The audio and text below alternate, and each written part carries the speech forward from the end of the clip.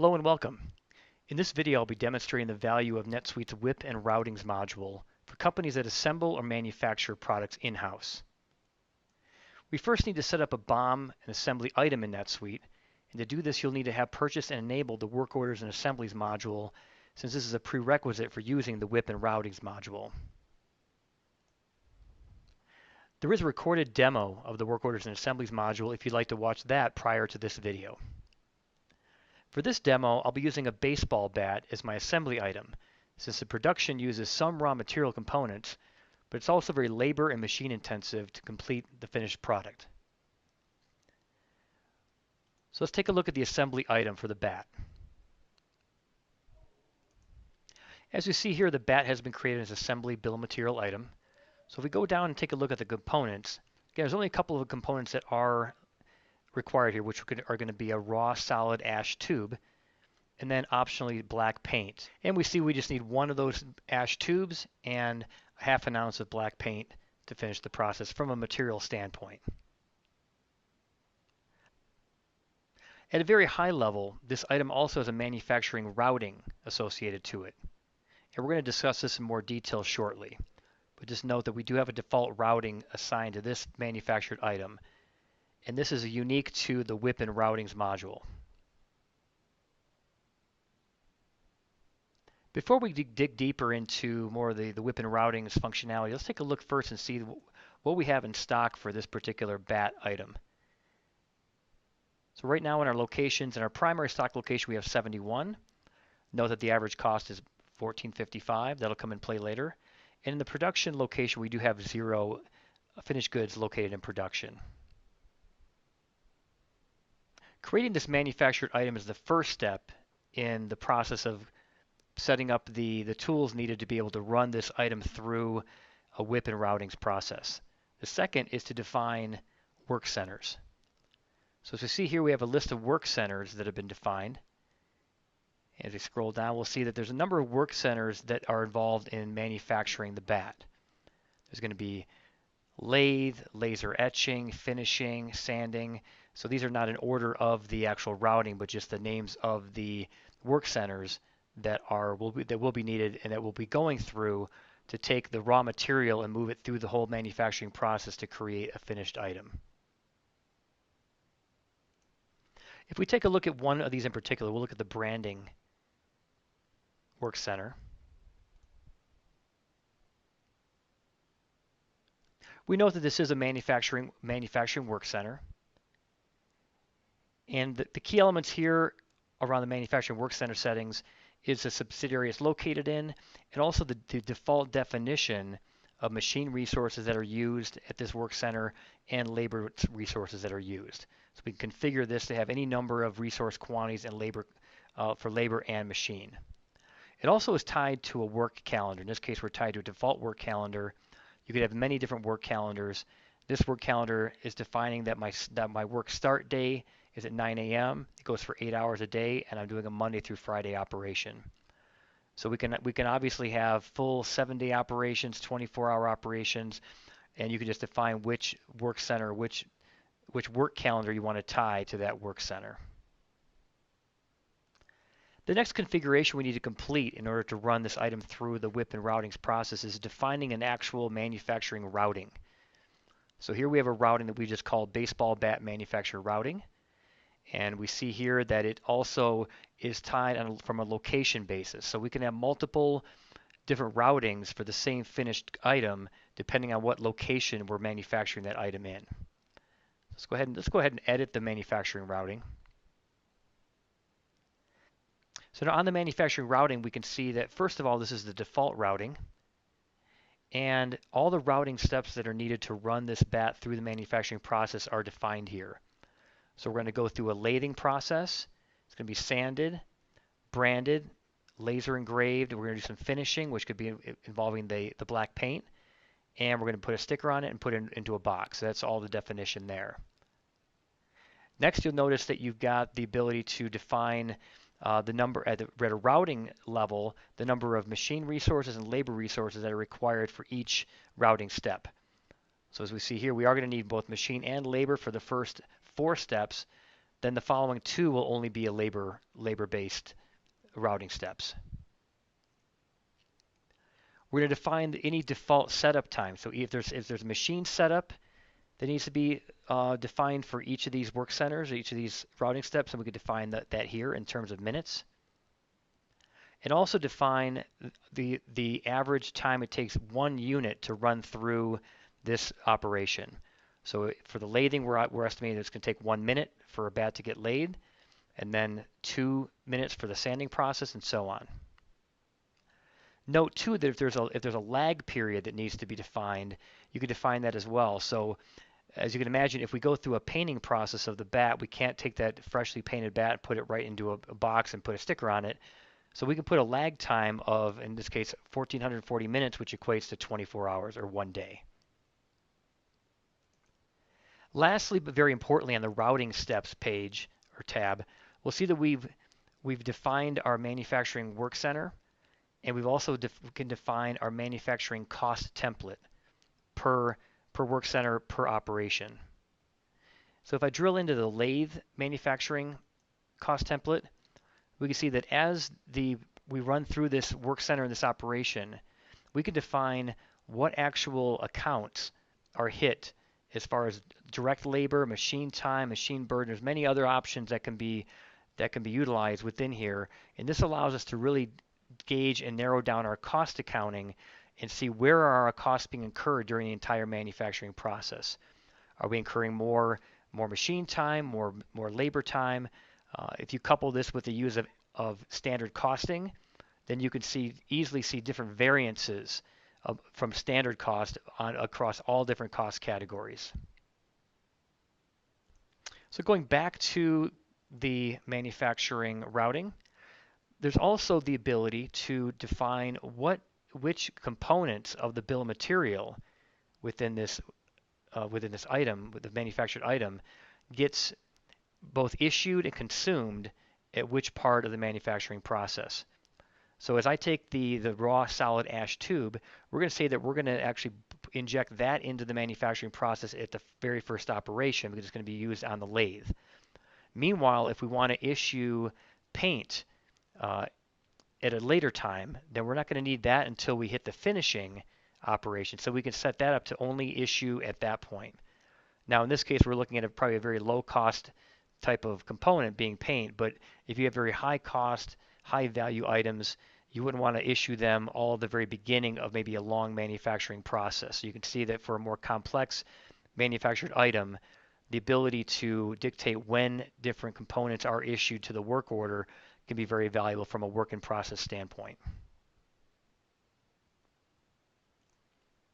So at this point, we've defined our manufactured item.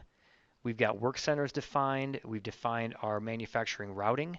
We've also defined a number of different manufacturing cost templates and assigned those to our routing operations.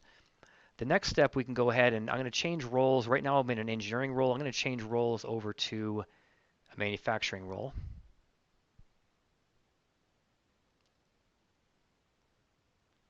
And from here, we're going to go ahead and create a work order.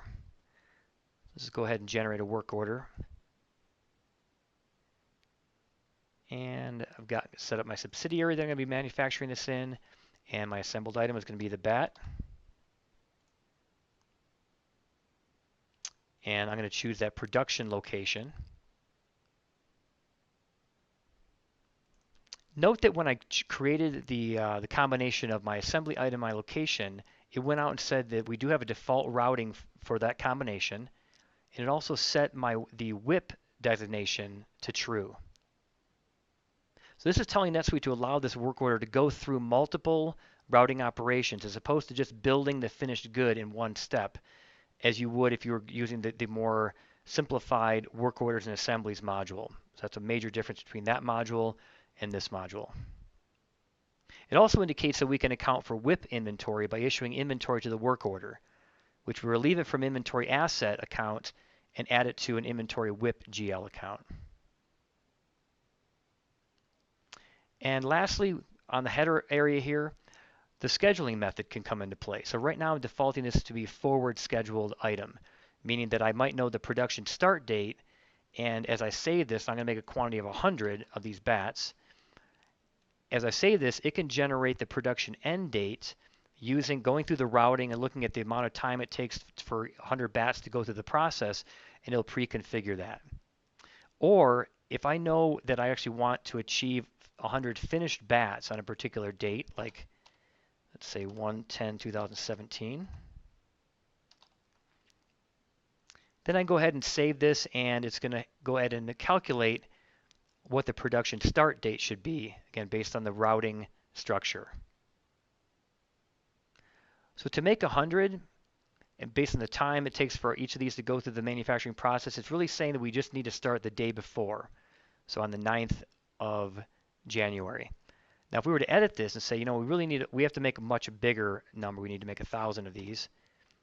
Note how, it's going to let me know that I don't have enough raw material at this point to actually build 1,000 finished goods, so that's one alert that I can be utilizing to go ahead and purchase more raw material. Secondly, as I save this, it's going to then readjust that production start date to be much more in the past. So now I'd have to start this on 12/20 of the prior year in order to finish by 1/10 in 2017, based on the quantity and the time it takes to run all of these through that manufacturing routing process. This is great automation for being able for scheduling.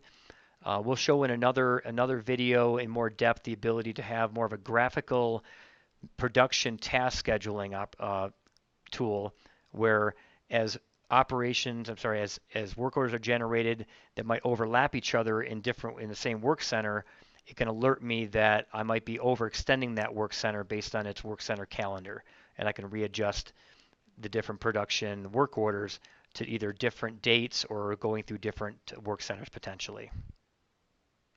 But for this demo, let's go ahead and edit this back. We're going to switch this back to 100.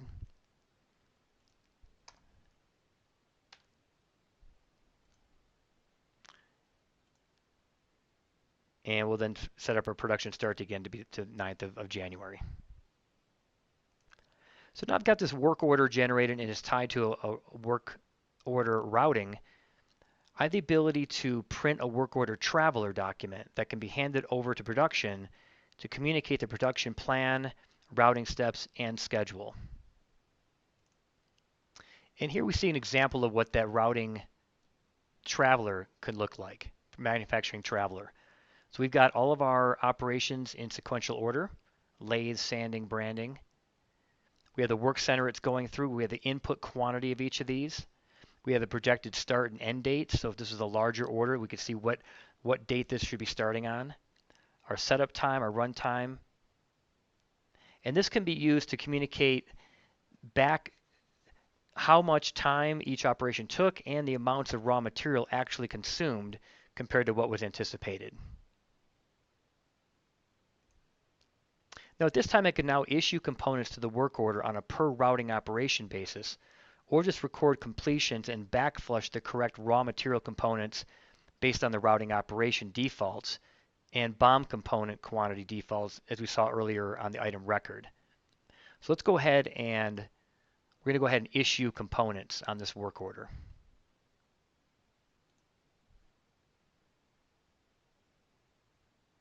If you call in the manufacturing routing steps, we said that when we go through operation 10, we can issue the raw components for the bat, the raw ash tubing. In this case, we're going to say that we are going to end at operation 40 on this. So we're going to issue components to those operation steps. And here we see, here's the quantity that we can now actually issue. Note that we're not allowed to issue any of the paint because we haven't extended it into the routing 50 step, which is the area that we said, the finishing step that we said that we would issue the paint to. So that's all we have to do. We have our start in operation, ending operation, and now we're just going to issue those components. So once I've generated this work order issue transaction, I can go ahead and take a look at the GL impact of this, general ledger impact. And now we can see how we've issued $500 worth of raw material out of our inventory assets and into our inventory WIP account. So that again is a key element of the WIP and routings module, the ability to manage that in-process WIP inventory. So let's go back to our work order.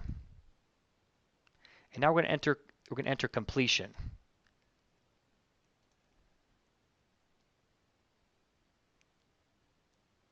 So in this case, we're going to complete operation 10. We're going to just assume that we've completed operation 10 through operation 40, and we've completed 100.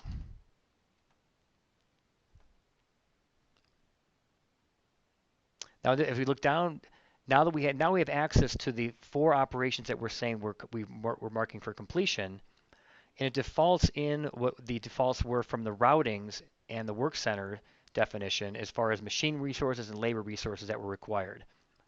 So we can modify these if we needed more or less resources within this particular manufacturing process, or we can keep it as the defaults.